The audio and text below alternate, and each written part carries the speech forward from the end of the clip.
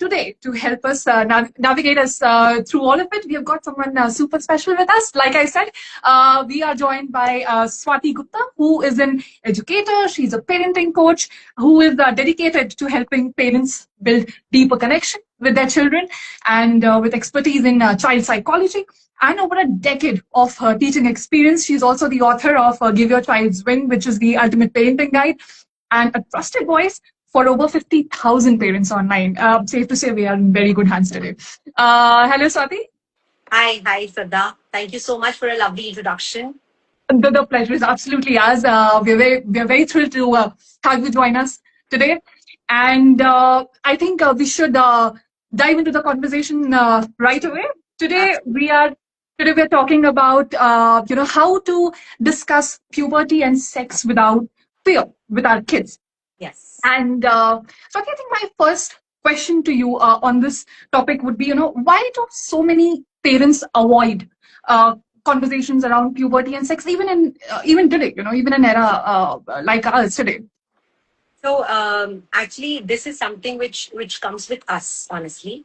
So many parents don't avoid these conversations because they really care about their children. Like our parents cared about us. Right. So we also care about our children. But the problem is the way we grew up. We grew up in silence. We grew up in shame. We grew up in fear. We were always told by our parents that good children don't ask these questions. Nice families don't discuss these things. Oh, you're not a good child if you talk to this. Don't talk to that child if the child is asking me. So we have been grown up in a setup where we were told that these questions were not nice. Right. So when their child asks such a direct question, like if I'm a parenting coach, now I know what to answer. But probably 10 years down the line, I wasn't aware. So I was also scared. I mean, even if I don't say a word, by my gesture, you're looking at your husband, you're looking at your mother, because you don't know what to answer. Yeah. And you're so unprepared. And our unpreparation results in stress, in chaos. Because our children get an idea that this is a chaotic topic, this is a dangerous topic, and we're not supposed to say. Right. Right? So silence does not protect our children anymore because it just leaves them uninformed, unfortunately. Because parents often think that if we don't speak about this topic, we are ending their curiosity. Wrong. Curiosity is already there. Yeah. Naturally, there is a lot of curiosity. You're not ending that curiosity. It is naturally coming. So the real question is, will my child learn from me with safety and with values? Right. Or from internet, which has chaos and confusion? Absolutely. And Swati, I think one very important question to ask here would be, at what age should parents ideally start talking to children about puberty and body changes? Because I believe these concepts are somewhere interrelated to each other. Absolutely. So, I have a lot of teen parents who are in community, and so they wait till the brim. They wait till the child is 9, till the time is 10. And before that, they are waiting for the time to come. The real time is 3 to 4 years. Okay.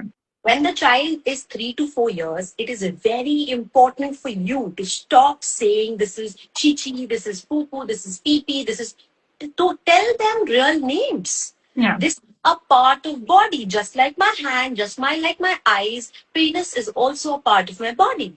Yeah. Vulva is a part of my body. So if you don't create that shame, the child will openly come to you. Now, do not be over-informative. Do not jump into saying a 4-year-old or 5-year-old about puberty because the child gets scared. Now, from 3 to 4, I would say talk about, private parts. Talk about nobody can touch your private parts. Talk about the swimsuit rule that, whatever is covered in the swimsuit, that is not something you have to, you cannot allow anybody to touch except for your parents or the doctor in front of parents' supervision. Right. That's very important. So you have to be very open-ended with your talks, with your communication, so that your child knows this is a normal communication and it is healthy and I can tell everything to mama and papa. Right. More we hide, more we are creating confusion for them. More we are telling them that, oh my God, shame, ये वाली part तो करते ही नहीं है मम्मा पापा से. Oh my God, these are private parts. नहीं. So more we are trying to make them feel that because they are very innocent. They Yeah. don't know what's right, what is wrong. They don't Yeah. know. Basis our reaction. They know this is a danger. This is not danger. Yeah. How we make faces, how we show the danger sign. So our facial expression is actually their danger sign. Right. They know what kind of topic we cannot talk. Sure. Yeah. Then, how do you talk about puberty? You start from the age of 7 to 8 years. So, before you are actually going to jump into puberty, before the girls are going to have their first periods for that matter. So, just tell them simply like one day you will have period. It is a healthy sign that your body is growing. Inside a girl's body, there is a tiny place where the baby grows. And one day you will grow up. Every month the body cleans, refreshes that particular place. There's a little blood which comes out, and that is called period. How hard is it? Yeah. Do not have to over explain. This is happens. I get body cramps. I get this. I get anxiety. You don't have to jump into that. That the child basically explain them in a manner that it doesn't scares them. It still makes sense to them. Right, because now if you look at a lot of advertisement, it says the child went to the washroom. There the realize that I'm going to die or I am dying. So why wait for that conversation to come in? Yeah. Yeah. Inform them before. Your mama has it, and every month she uses a sanitary napkin. Your will use it when time comes. Yeah. So tell them the time might not come for all the children same, because the same happened with my own daughter.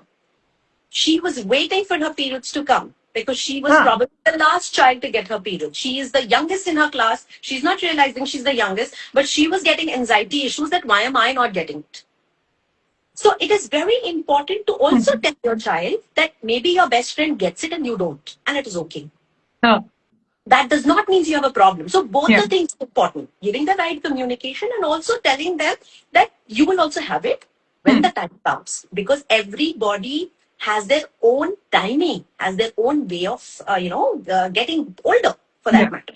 Yeah. And for boys, see, we talk about girls' puberty, we talk about sexual, but unfortunately, with boys, we feel everything they'll experience. But the reality of situation is, when boys hits their puberty, they become more silent. You will see boys getting more figure conscious, more conscious about their body. Girls know that because honestly, people talk about periods because it is very external. We can see it. But what boys go through is something which parents don't experience it that much, or it's not visibly seen. We can't see it visibly what's going on with boys. So I to say that it is not about girls' puberty, guys. Please talk about boys' puberty also. Tell your boys what will they have. Their voice will change, their height will change, their emotions will change. We don't talk about wet dreams. Unfortunately, we don't. But fortunately, you have to tell the boys, beta, don't feel frightened about your own body. Sometimes boy's body also grows, even while sleeping. That means your underwear might get wet sometimes, but that is normal. Don't worry. You can tell me if you feel uncomfortable. And if you want to talk about something, I'm right there. How hard is that? You are a parent. You can give the right values. You can tell the child the right things. You can inform in the right manner. Yeah. When the child hears it on internet, my God, they will a simple cold and cough. The internet, everybody will start saying you might have cancer. To that level, I'm just giving you of course. Not to say that this is going to happen, but what I'm trying to say, but because there's no filter on internet, there's no exactly. There's no in fact, on that note, Swati, I think I was also coming to this question that in the digital age where children are exposed to content online every day, some as parents we might monitor it to some level, but a lot of it remains which is not monitored as well. How should parents approach puberty? Of course you spoke about, but also sex education differently, because I think that also needs to be spoken about, and not a lot of parents are talking about it. Absolutely. So in this again, I will come to the same conversation of your values, your system. So child might see any, I would go to the extent where probably the child might be seeing pornography, for the example. You need to tell the child that, bacha, this is not something, one, it is not age appropriate. And secondly, whatever is being shown online, that is not the whole picture. That does not mean it is a healthy relationship. That does not, because relationship happens with love, with trust, with respect, not just this thing. Yeah. Yeah. So we do not include love equals to sex. Love is much more than just sex. Right. I'm hugging my husband, I'm kissing my husband. That's a form of love. Yeah. Even a cute flying kiss is a form of love. But whatever you see on internet is absolutely over flowery, very different from what reality is. Yeah. So, but if you want to see something, this is not the right time. That also depends on what the age of the child is. Till 18, I would still say that we need to monitor whatever the child is using. And also, I would want to put across something like, in name of boundary and in name of gentle parenting, we always feel that we should not say this to our child because it will make us a permissive parent, or it will make a dominant parent. No. A gentle parent can be firm. A gentle parent can have boundaries, and you should have boundaries. A simple example: if I have this glass and if I pour it on a table, it will go anywhere, haywire. But if there is a container, if I'm putting on, there's a boundary attributed. That means it will not go anywhere. So that boundary is very important, because we are teaching our children that this is what is acceptable. This is something I would not appreciate. But the ball is in your court. I have told you what I feel. Because if you have that connection with your child will understand what you exactly want to say. You do not have to nag to the child. But if you say, no, you will not watch this. This is not acceptable. This is something. So it's also your tone. Right. But see, we did not see it when we were little because we did not have avenues. Children have it now, and we cannot deny that. So we have to understand how we are saying certain things so that we can talk in a manner so that child listens. Child will listen when you teach them as young adults. Stop teaching them as young children. I think that's a very, very important, I think, very important perspective. You know, we especially when it comes to, I think, puberty and sex education and body image, like the conversation will make a lot more sense if we look at them and make them understand as young adults and not as young kids. Lovely, Swati. I think that would bring me to my next question.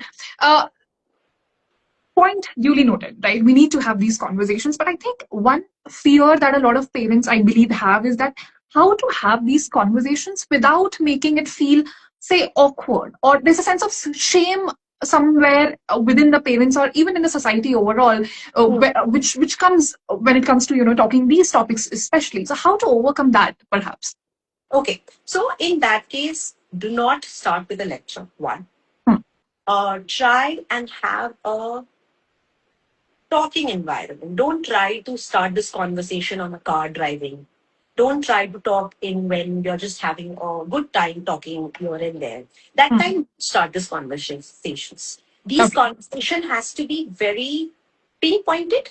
And you do not, I'm sorry, you do not have to get into a long topic, long conversation. Keep it short. So I'll just give you a small example. So by that you will be able to understand. So if the child is asking, Mama, what is the meaning of smooch, for example? Yeah. So one, your tone has to be as calm as possible. Yeah. Your tone cannot be sound. So when you're doing this, when you're yourself uncertain, you are giving a signal to the child that this topic is uncomfortable and this is a danger zone. It's an emergency zone. Because children are very smart these days. They're not like us. Like, we were very innocent, very silly. We did not have that much of exposure. But now these children want, one, they want honesty. They want authenticity without it. That is very. So when the child asks you, a smooch is just another word of kiss. Sometimes grown-up kiss to show the love, show care, show that they really, really are into each other. So, second question is, Mama, but why do actor and actresses do it? Because why am I saying this? Because this is something which my 7-year-old asked me actually. Oh. So that's why I was very particular on what I was saying. He said that, I said, "Beta, actors and actresses have to narrate a story. They are saying it in a form of a storytelling. Obviously, we don't expect them to do it, but when they are doing it, they show that how much they are in love with each other. That can happen when you're grown up. That can happen when you are maybe 21, or that's how you talk about. Like, keep it. Like, don't create panic. Don't over-explain. Again, don't give sudden awkwardness on the situation. Just very, very clear. Okay, this is your curiosity. This is how I'm handling. And then follow-up line can be, see, different families show love in different ways. And kissing is just one way of showing affection. And I mean, you don't need to have all the answers, honestly. This is for all the parents. Sometimes there are certain answers which parents don't have. Very openly and bluntly tell your child, that's a great question. I'm glad you asked me, but I don't think I have a very good answer for it. Let me research a little and I'll tell you by tomorrow. Buy time. That will help you calm yourself. Because you know you have to answer. This is just an idea which I'm giving. Either you explain in a very short, brief manner, or if you feel that you do not have an answer, it is okay. Tell them to accept it. You have to accept your own flaws. You have to say to them, "Beta, I think I'm glad you asked me this question. I'm so proud of you. But can I answer you this question tomorrow? I'll have to research a little bit so that I can answer you in the right way." It's okay. Children understand that. At least they know that, Mama and Papa did not brush up the topic, did not rub away this. Open to it, and probably tomorrow I'll get the right answer. Point duly noted, Swati. Also, one concept which I believe is extremely important when it comes to these topics is the concept of consent and personal boundaries. But how do we approach this concept in let's say in an age appropriate way with children? How do you explain them consent, and how do you explain them personal boundaries? Okay, so this is a very important thing which I want all the parents to know and literally write it in your diaries. Now, stop saying your children go hug the uncle. Ask the child, you want to hug the uncle? You want to give a hug?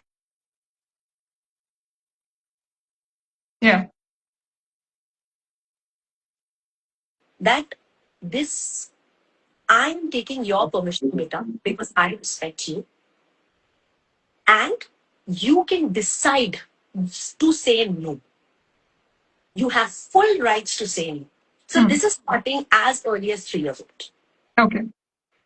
Why do we say a 3-year-old to you have to hug? Go and hug. Why so shy? Oh, you're shy, no? Why? I'm not shy. I don't want to hug him. I do not want to do it. Consent is something. You give consent, you get consent. Tell your child that it is important that anybody and everybody, even your safe adult circle, has no right to touch you. What is your safe circle? Could be your people whom you know.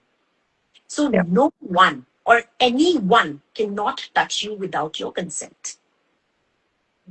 That is not something you have. That is not something you can do away with. That is something you have to know that is important. Right. It's very important to explain the concept of consent even within the trusted circles, not just with strangers, I believe. So because unfortunately, if you look at the data, the trusted circles are the ones who create a lot of massive issues. People who have had a bad experience with an adult were mostly trusted circle. So right now, it is important for us to say everybody needs to ask you before saying anything, doing anything. If anybody says stop, it means stop. No means no. If you're uncomfortable about a situation, you have to say no, push that person and run away to a trusted adult. And you can tell me whenever you feel comfortable. Come and tell Mama and Papa everything. There is no secret. There's no secret touching. Somebody's secret touching, it is just between you and me. No. So that concept needs to be very well explained as a toddler, as a child. Don't wait for the right time. Whenever you start talking is the right time. Yeah, because nobody can touch you, because consent is not just about physical safety, it is about respect. Very important. Yes. Yeah. Also, Swati, talking about consent and respect, do you think there should be a different approach when you teach these topics to how you teach these topics to girls and how you teach these topics to boys? Is there supposed to be like a different approach? So I feel boys should be said, or boys should be explained that boys does not means only freedom. Girls does not means only protection. Because that has been the age-old fundamentals. Right. Boys have to be taught that you have to respect when the girl is saying a no. You have to ask before touching. Right. No means no in whatever cost. If somebody says don't do it, that means no, you don't have to do it. And you have to respect that boundaries. Yeah. Similarly, for girls, you have to show them that it is your freedom and you can say no to a particular person for anything. You do not have to be people pleasers, because unfortunately, girls are supposed to be sacrificers. Girls are supposed to be listening to others. Why? Teach them respect, but respect does not mean acceptance. I can gently say I'm not comfortable, and we can leave that place. Why do you have to indulge in it? When I'm not comfortable, I'm not comfortable. It is very clear I'm not comfortable. Only to please, only to come in good books of everybody. Oh my God, this girl is so rude. So without being rude, I can say no. Exactly. And we need to teach our children very early, and especially our girls, that beta, if you say no, that does not mean that you're a bad child. That does not mean that aap nahi bol sakte no. It's okay. No is a part of your upbringing. You can obviously say no. You can obviously disagree with somebody's, whatever that person is trying to say or do. And similarly, for boys, it is like you cannot take things for granted. Yeah. A girl is not saying anything does not mean she's approving of it. Until she says a yes, that does not mean it's a yes. People say, oh, girl's not saying anything, that means she's accepting. No. She's just being courteous enough to not say no. So wait for her answer, wait for her consent. Yeah. If she says no, respect it. Don't take it on your ego. Until a yes is spoken loud and clear, it's a no. Yes, absolutely. Very well put up, Swati. Deviating from the topic here a little bit, Swati, I would like to take up an issue which I believe has been discussed in your book as well, which is self-care for parents. Why do you think is self-care, for parents often ignored? And do you think is it actually essential for healthy parenting? So yes, that is something which is very close to my heart, because when I started parenting, or when I started my own work, sacrifice is equal to mother. On Mother's Day poster, we have a mother who is doing work, who is doing child. Why we are glorifying that? Yeah. So I always feel that because we glorify that so much, that's why we do not realize that those things are not something a mother is supposed to do. Mother can say no. Mother can have her free time. It's a simple thing. It's a glass of water. If my own glass is empty, can I pour anything? If this is my self-care glass, I'm going to pour it on my child. It will not have anything. If I'm angry, I'll pour anger.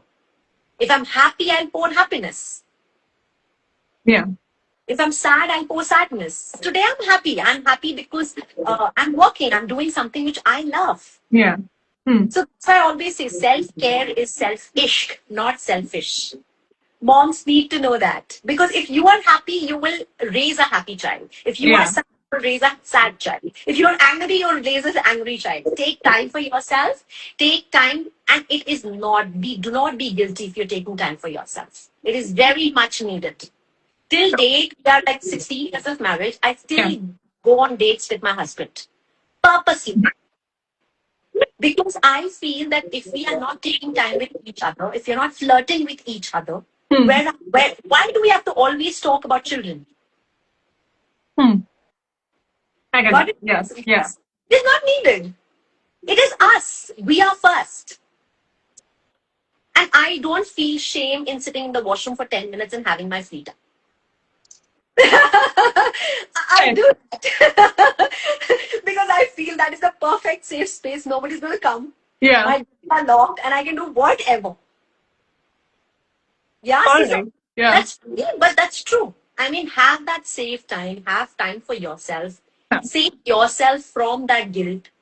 Do not have to get on the guilt circle.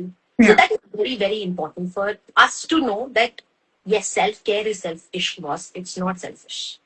Right. Right. And do you suggest there's some realistic some self care practices that you would like to recommend, perhaps that the parents can follow guilt free? I have some naughty ones, so usually I follow those because I feel when I have those naughty ones, those really work for me. Okay. Just one second. Okay. So I before reaching back home, that's Yeah. very silly. Before reaching back home, I sit in the car, I sit in the parking lot, drink some water, have some 5-10 minutes of me time, then I go out. So this is something you all should do because it works for me like wonders. Okay. Because I feel that when I do that, it is not just giving me a space where I can just be free. It also giving me a space that I had a tired day. If I go in this grumpy mood upstairs, I will only create grumpiness in my house. Right. That 5 minutes just give me a guilt-free time. I get enter home with a smile. And children, Yeah. oh, Mama, you're back. As soon as I enter, oh, it was such a time. Oh, you've come. So there's a change of reactions. Yeah. Yeah. Yeah. So Yeah. second is like early morning, like Yeah. because I'm the only one who's got up in the morning first. So Hmm. early morning, either I pick up a book and read, or I do read 5 minutes of journaling because Hmm. that gives you a little peace of mind. Like from the time it's been 2-3 years that I'm Hmm. reading a book permanently, Hmm. regular, Hmm. and Hmm. that given me so much of space, safe space. That has given me a good direction because that 10 minutes becomes my me time. So I'm Yeah. not saying hours. So basically, the main motto of this conversation or this self-care is you do not need hours of time for yourself. Hmm. Hmm. Hmm. Just need 10 to 15 minutes and that only rejuvenates your day. Because Right. I think parents or mothers are very greedy about time. They just need that particular 10-15 minutes, which will just give a change. Yeah. Like a sip of coffee. If you're having a coffee, go to a different room. Lock the room, sit, relax, listen to cute music, just chill. Yeah. But whatever you do for yourself, do it guilt free. Yeah. Whatever I'm saying, whatever I'm suggesting, if you do it with guilt, there'll be no result. If you feel it is needed for you, it is Hmm. important, it will rejuvenate you, you will change, please do it. Lovely. Lovely. Sorry. Right. Eating, dancing, ordering food. I mean, I love to, I am very conscious because I have a habit of putting on weight. So I'm very conscious about, my weight. Hmm. But there are times, at least once a month, I order guilt free because that is for my mental health. Right. Right. Because good meal, I'll order anything rubbish, which Yeah. probably the children won't expect that I will order. Hmm. But Hmm. Hmm. you know what I'm teaching them? I'm teaching them, even mama at the age of 40, she has all rights to live the way she wants to. Yeah. I'm teaching my daughter self-care is important. I'm teaching my son that, self-care is important for a mother. So he will remember for his wife. He will Exactly. not take things for granted. If I, like donkeys, if I start working and I expect that everything should be done by me, my child is also learning that only, na? She will also Exactly. donkey. My son will treat the same way to his wife. I'm not wanting to do that. Hmm. Because it's indirectly you're teaching the same thing to your children. Yeah. Because Exactly. children actually see whatever you do. They don't hear what you say. They Yeah. see what you do. You So might things. So I believe that, parents need to realize that they set the tone of the house and the mood of the house. So if they are not happy, it's not going to reflect in the family as well. Lovely, Swati. Thank you. That was extremely insightful. And, thank you so much for, shedding light on such unconventional topics, which, I believe parents and families, usually they're a bit hesitant to, discuss these. And that would be my last question to you. But we would take some questions from our audience as well. Oh. And let me just see real quick. Okay, so the first question we're having right now is, um, oh, this might be a. Is it okay for parents to get intimate in front of children? I think you mentioned, like, probably hugging in front of the child or kissing in front of the child, because I think there's a lot of stigma related to this, especially in Indian society. What is your take on that? So my take is very, very conventional in this case. All right. I do not like parents to be intimate in terms of having a proper sexual relation in front of children, because you give setting a wrong example. There have been times I have made sure that I and my husband are sleeping in a different room if my children were small, and when grown up, I made sure they're not sleeping with us, because that is very, very clear. Kissing, hugging only teaches them that mom, dad are deeply in love, and that's a very good sign. But how much intimate? You cannot be getting too intimate about your relationship in front of the child. You should know your boundaries. Yeah? All right. Touches, loves, hugs, because that their children need to know. They need to know that I'm in a safe space. My parents love each other. They need to know that. But beyond that, you do not have to show in front of your child, because they honestly take you like, they're gods and goddesses. Yeah. Yeah. So Right. if they see gods and goddesses doing something, that they can feel that we are dirty, because they don't, and we do not want to get into that level with the child. Right. Satya, our next question is: what is the biggest mistake that parents make, while having these conversations with children? Are there any?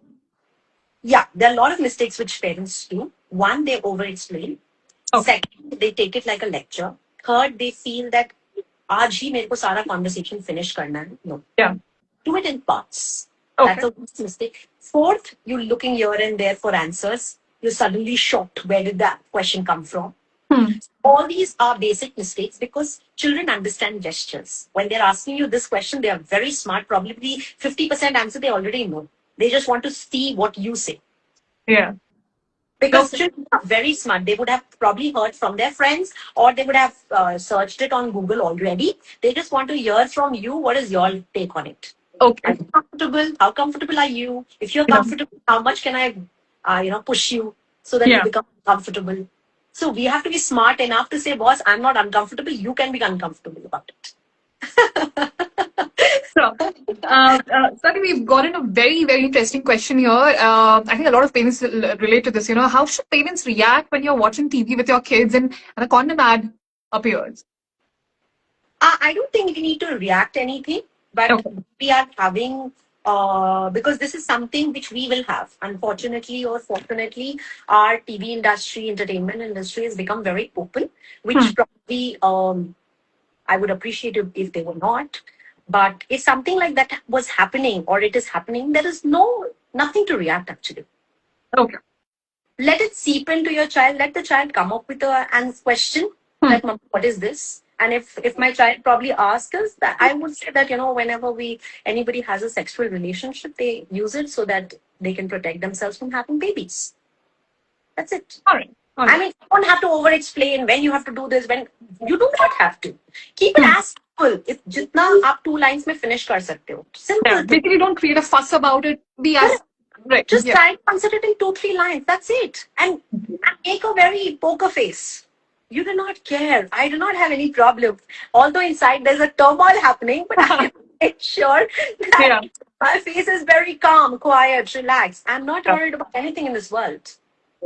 So, all right. The next question is, Swati, how can schools and parents work together to create healthier conversations around puberty and consent? What is the role, basically, I believe, what schools can play? So basically, I can say from my experience. So what I do, I take sessions for schools. So usually for schools, I create workshops for children. who are above 10 years, and then 14 years above, and then below 10 years. So I create certain workshops. So basically, schools have been, at least in Gurugram, I have noticed, schools have been very open to these workshops because they realize we need to, children need to know this, and they need to bridge a gap between parents and children, and they need to bridge a gap between teachers and the children as well. Because see, children are knowing. They are knowing faster than what we can expect. Through social media, internet, Google, whatever. They're all on Instagram. They're all on Facebook. They're using internet more than anything in this world. We are learning. They are born in that. So there's a difference. There will always be a difference. And our entertainment industry is also moved ahead from what it was. Earlier, it was shown in very hidden cameras. It was shown by a flower and they're showing intimacy. Now everything is open. So we cannot deny that. So that means hormonally they are becoming more active. And that's why the menstrual cycles are also changing. That's puberty's age from 12 years has changed. Like it was between 10 to 12. Now it has changed to 7 to 8. Unfortunately, that's because of the exposure. So I think all the schools should do some at least workshops, maybe monthly workshops, not too many. Just workshops wherein you are having an open conversation. Call an external person. Let them have an open conversation, because when you have an internal teachers team to do it, there's a biasness. You will see to exactly that child whom you know that's a naughty child. Why? For an external person, there is no naughty, no good. I know all the children are equal for me because I don't know. So I'm just giving you a very unbiased kind of a opinion. Because I'm on a teacher side also. I've been teaching in so many schools for last 10 years. So I know it. Now I'm on the other side. Now I'm a facilitator because I go only for workshops. So I'm on the other side. So there's a difference. When a teacher takes a workshop versus a parenting coach takes a workshop versus somebody from school taking a workshop, there's a lot of difference. So, but these workshops really help because they get to know that they can openly talk. They're like a list of counselors. You can tell, I like that. And all these things are a part of growing up. Fair enough, Swati. Our next question is how to set boundaries with kids without making them anxious about the fact that, boundaries are being set. So that is something which starts from a very early age. Okay. Setting boundaries, if you say that, okay, today I have heard this podcast and which says that you have to set a boundary. From today, I'm going to set a boundary. It does not work like that. Yeah. So when you're setting a boundary, it has to be a consent of the child and the parent. Yeah. I want you to do this in this manner. I'll give you a simple screen time example because this is a beautiful example which everybody will be thinking about. Like suppose screen time of the child, I know my child's screen time is increasing. I will just sit with the child. I'll ask my child, okay, tell me what is the best screen time schedule you want to follow. Create a list. You create 5 lists. The child creates 5 lists. You tick on whatever things you feel right. Child ticks on, and then create a assembled list which you feel can follow through. Because you might create your own boundary and child will say, Mummy, Papa, ko jo bolna hai, I'll do whatever I like. But when you do unison, because the child has participated in that boundary setting, the child will respect the boundary more. And you are also giving that respect to the child that I am doing basis what you like. I am not being an autonomous parent. I'm not being a disciplinarian. I'm not just jumping into something, but, like authoritative. I'm not being authoritative.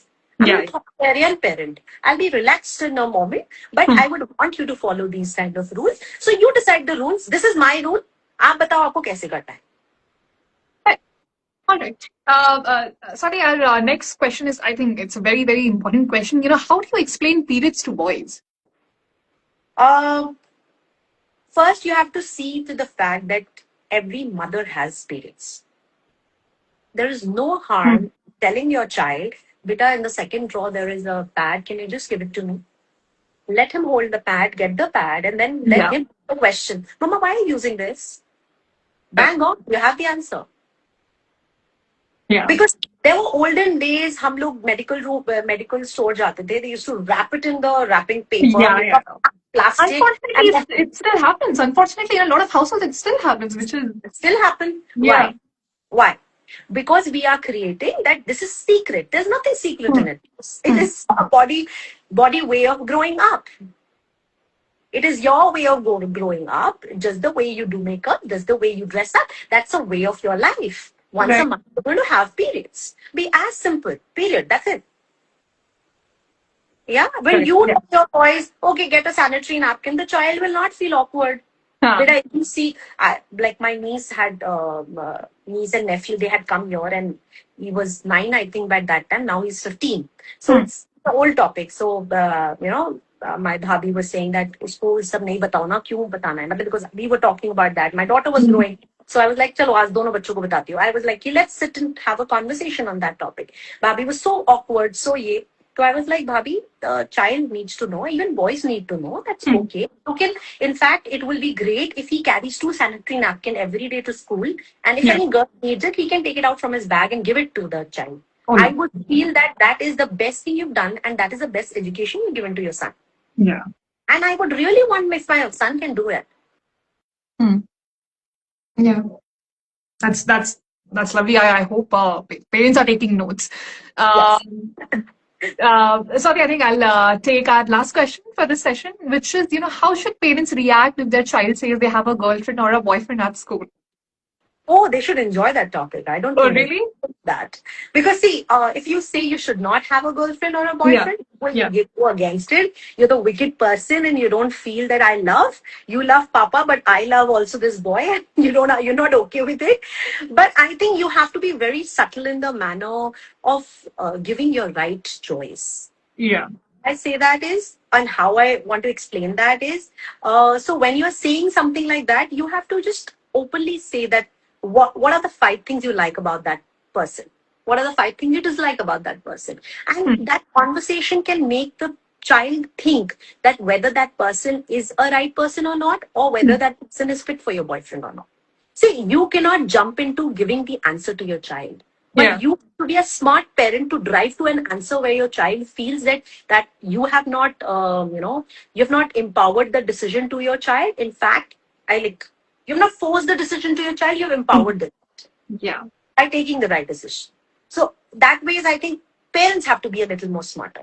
Like, don't jump into giving the right answer. Tell them, tell me 5 things which you like, which you dislike. What do you think, which are the pointers, which is a red flag, which is a green flag. Let them realize that person is a red flag or a green flag. And if they don't come up with the right answer, take some days. Because see, connection is the best thing you can do with your child. If you say a yes or no, the child will feel that Mama, Papa does not trust my decision. They do not trust me. And they feel that, I am not fit enough to make the right boyfriend, right choice. And we do not want them to feel that. Yeah. In fact, I want to say them, okay, you are making the right decision, beta. You have decided. I have not decided. So you are the one who is deciding. I'm not deciding for you. Yeah. Fair. Thank you. Thank you so much, Swati. And with this lovely answer, we come to an end to this very, very insightful session. And Swati, your thoughts on puberty, on consent, emotional well-being are very valuable. And I hope the conversation will help all the parents who watched us, navigate these topics with a lot more confidence and a lot more understanding further. Thank you so much. It was an absolute pleasure connecting with you. Thank you. It was it was it was an honor to be here. And I'm super happy to talk to you about this. And I'm glad that we are doing this topic because this is something which I always wanted to talk about, but then I always felt that, how is the right way to communicate? I think you guys are the best way I communicated the same thing. Thank you. Thank you so much, Swati. And a big thank you to our audience and everyone who joined us for this session today. We promise to keep bringing you more such conversations and, more such content, which, makes parenting a tad bit easier and just as beautiful as the experience in itself is. And if you're new here, please do not forget to like, share, follow TUI Parenting Circle. And until we see you next time, take care, all of you. Bye-bye, Swati. Thank you so much. Thank you so much. Bye. Thank you so much. Bye-bye.